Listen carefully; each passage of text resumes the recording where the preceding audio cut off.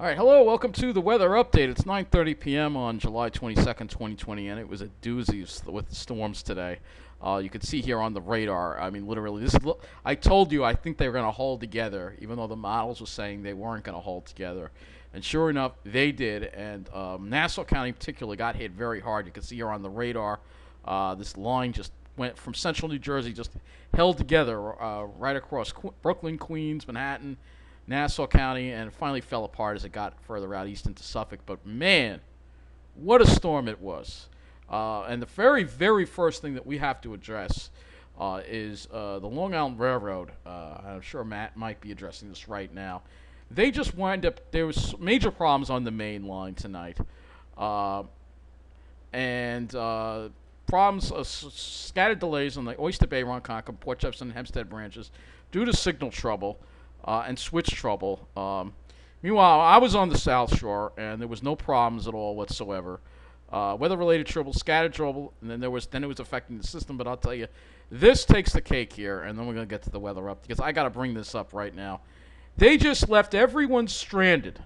This is the last train, 923 from Oyster Bay due to Jamaica, has been canceled. Where are the buses? You know how much like an Uber is going to cost these people? I don't understand why they can't get buses. They just left. Just the infrastructure on the main line. This is the last train. You see, 923 because Pat. There used to be a later train, but Pat, I don't care. Foy decided to get rid of the service. And one of my viewers is like, "Oh, the Oyster Bay train is nice.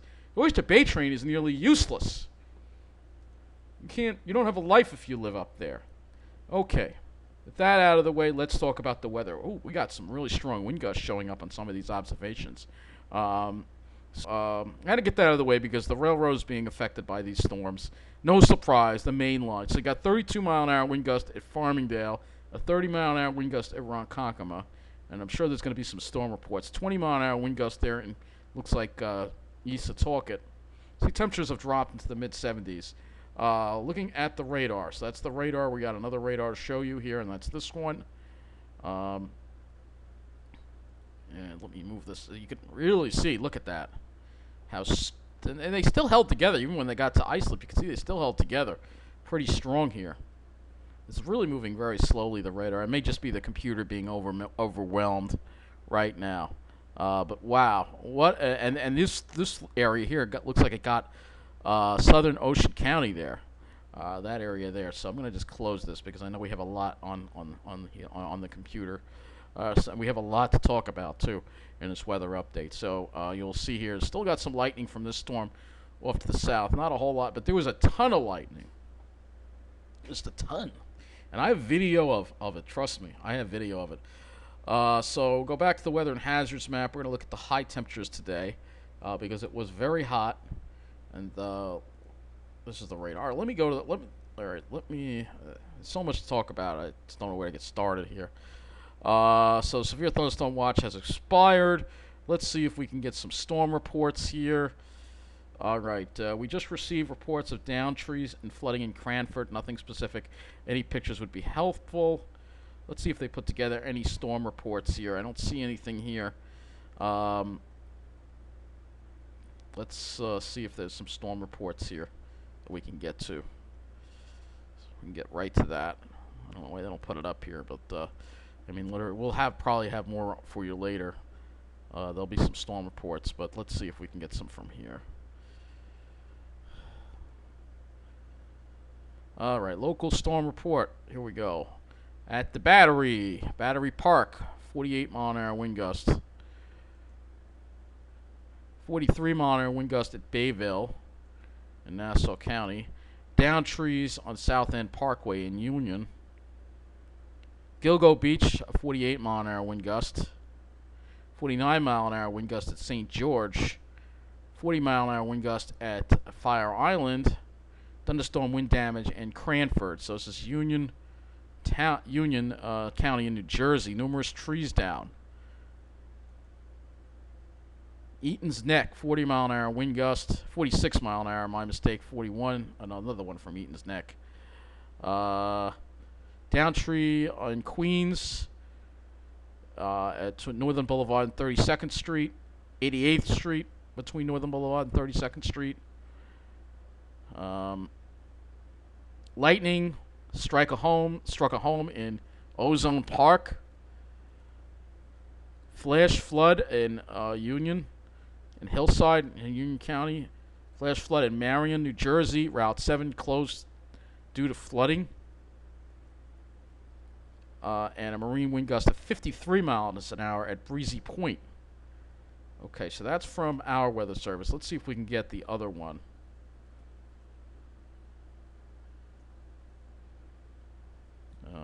Let's see if we can get the other one here. Probably still don't have anything here. Tons of severe thunderstorm warnings. Tons. Every day there's like the slightest threat of severe weather, and we get it. Let's look at this local storm report here. Let's see, we got some from here, Mount Holly.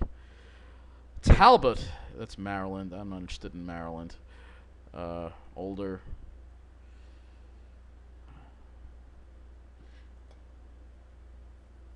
Let's see, Maryland again. Trying to get information here from. All right, here we go. Harvey Cedars, wind gust of 55 miles an hour. That's Ocean County, New Jersey. Thunderstorm wind damage in Mercer County. Dam wires. Cumberland, wires down. Egg Harbor City, trees and wires down. Or we're going to have to look at the power outage maps. Trees and wires down. Mays Landing and Estelle Manor. So tremendous amount of damage in Atlantic County, it looks like. 45 mile an hour wind gust. I think there was like a 60 mile. Yeah, here we go. 64 mile an hour wind gust in Mystic Island in Ocean County, New Jersey. Man, that is a lot. All right, so let's talk about the power outages. Long Island being affected.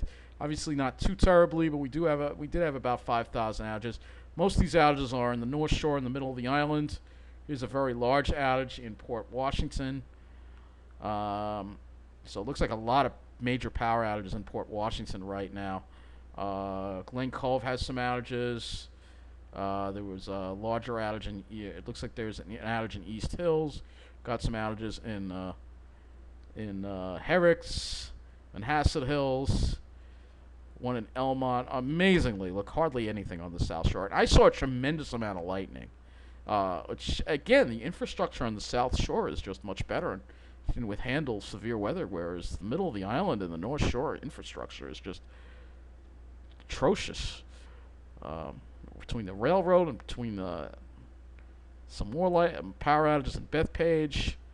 It's mostly the western part of the island. There's some out east. So let's go to poweroutage.us. Just use this already. Wow, we have 16,164 people in New Jersey without power. All right, so we're going to go in here. We're going to see where the hardest hit counties are. Ocean County, not very hard hit at all. It's Atlantic County, 1,784 customers.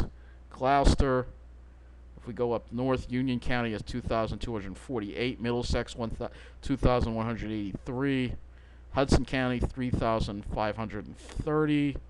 Morris County, 1,421. Then we'll go to New York, because it looked like Brooklyn got hit. Because there was tons of lightning strikes over Brooklyn. So, yeah, there's... So, Suffolk has 1,889. Nassau, 3,442. Brooklyn, 1,436. That's because a lot of the power lines in the city, I guess, are underground. Queens, 3,103. Only 527 in Staten Island. Looks like... all right, so that's going to cover with the power outages. All right, let's go look at the high temperatures today, because it was much hotter than expected today. So we're going to go look at the maximum temperature today and the rainfall, which I also have to look at as well on this. So 90s, low to mid 90s across much of Long Island, especially the western Suffolk and Nassau County. But the South Shore lucked out; they didn't have to deal with 90s. They had mid 80s on the South Shore and upper 80s in Suffolk County, the eastern part of Suffolk County. Let's go look at New York City. Let's see what Central Park got up to. 91, 95 at LaGuardia, 90 at JFK. And Jersey, you baked mid-90s here. mid 90s, upper 90s. Tom's River, Miller Air Park, got up to 97 degrees. It's still 81 with a dew point of 70. So it's just juiced up hot air, and this is the energy that helped fuel these storms today. So yeah, we have the heat going on. When we look at the precipitation,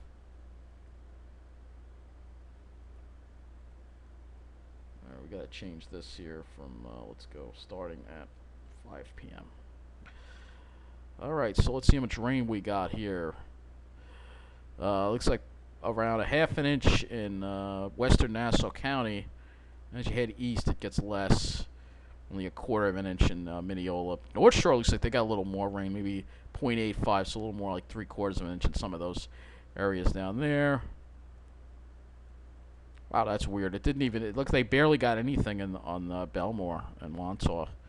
And I was in Belmore, and the sky got dark. But once I got toward Rockville Centre, that's when we started getting to the heavier rain. That storm arrived, and there was just an amazing shelf cloud, which I'll show you at the end of this video. I didn't get a chance to show it to you. 0.35 in Half Hollow Hills, and barely anything out east. The city probably got even more, probably. Let's see, 0.50 at JFK, more like close to an inch in Brooklyn. 1.33 in Central Park, so it looks like, that's not Central Park, this one's Central Park. 1.38 in Central Park, so yeah, Central Park got a good amount of rain there. Some of the areas in Jersey got over an inch.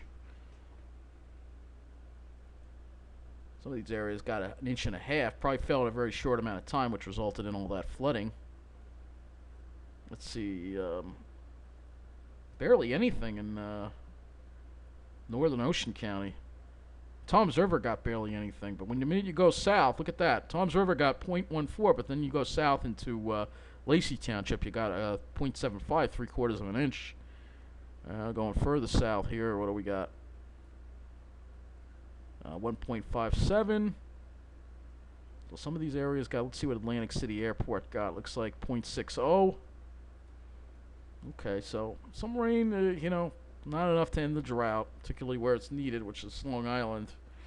But wow, what a doozy of a storm that was. Let me tell you, what a doozy of a storm. Okay, now we got to talk about the tropics. We're not done yet. We got to talk about the tropics. So we have Tropical Storm Gonzalo, which has now popped up. So let's take a look at this with Gonzalo here. Let's get the map out here. We'll talk a little more about this in the next few days, but this is a tropical storm here, and it's going to strengthen to a hurricane. Right now, maximum sustained winds of 50 miles an hour. It's moving us west at 14, but conditions are somewhat favorable for it. So it's going to strengthen to a hurricane. Not going to be a problem for us yet. Looks like it's heading due west, so it is going to be a problem for these islands here. And they do have a forecast strengthening into a hurricane. We'll talk about more about Gonzalo tomorrow and the next day, because right now my plate is full with all the severe weather. I can't even deal with that. And I also got to talk about the general weather ahead.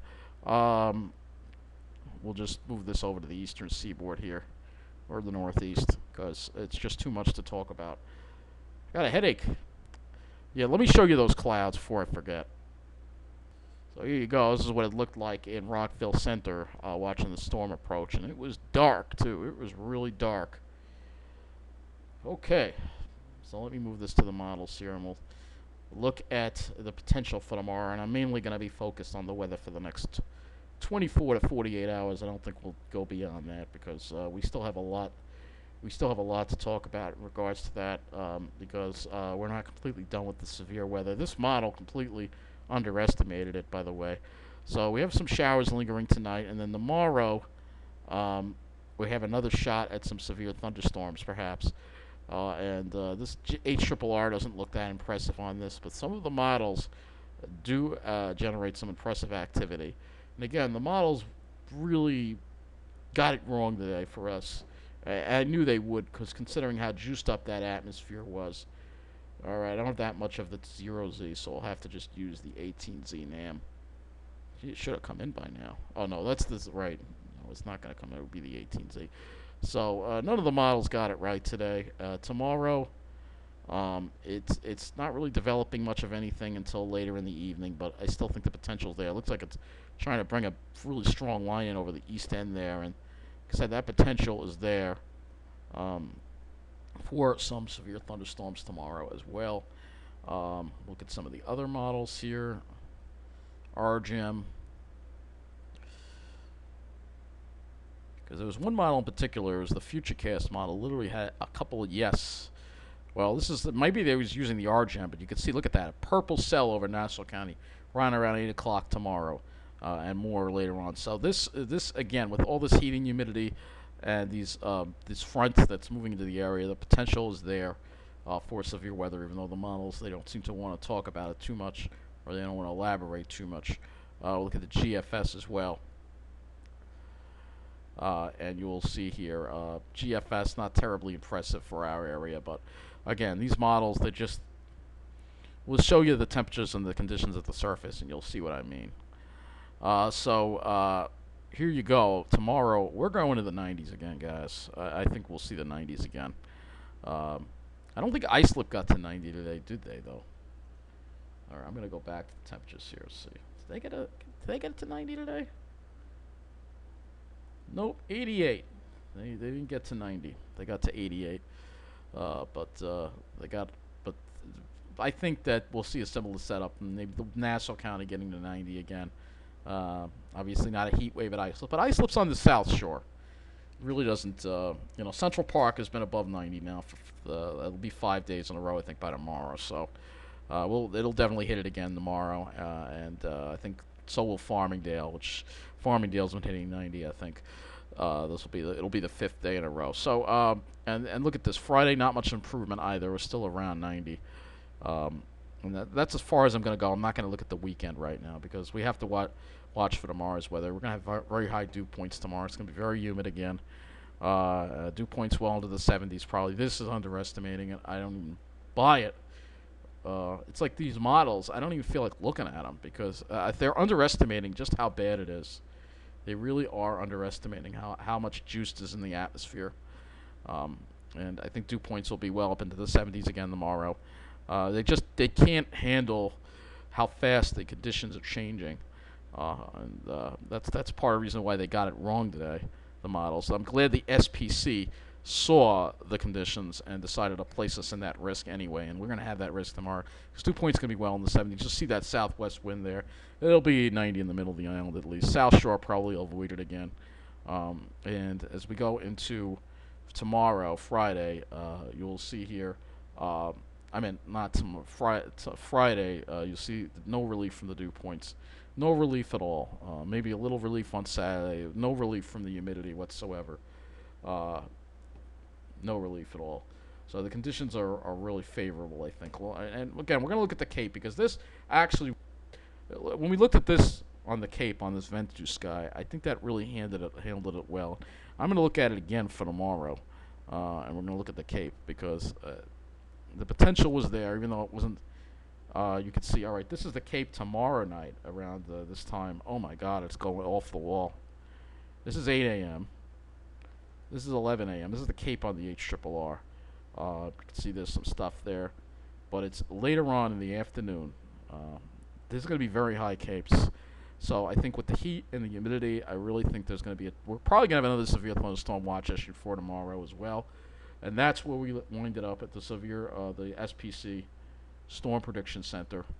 Let's go to that Storm Prediction Center right now and see what they have us in for tomorrow. And then I'm going to wrap up this weather update. And we'll, as soon as I get a more thorough storm report I'll update you on that. So here's tomorrow. And it looks like they have us in the yellow again. So I think tomorrow we have the potential for more severe thunderstorms. But anyway, that's going to bring this weather update to an end. I have a video for you of the lightning and the storm clouds. And it was totally amazing. So from Rockville Centre in Lynbrook, it was totally amazing. But the Babylon branch didn't miss a beat because it's invincible, apparently. Like they are. They got the best infrastructure. So, on the main line, let me tell you something. If you know some of your weather's in the forecast, don't use the main line. That's my advice to you. Go use the Babylon branch. I don't even think enforcing the parking restrictions because we're in a pandemic, and they shouldn't be.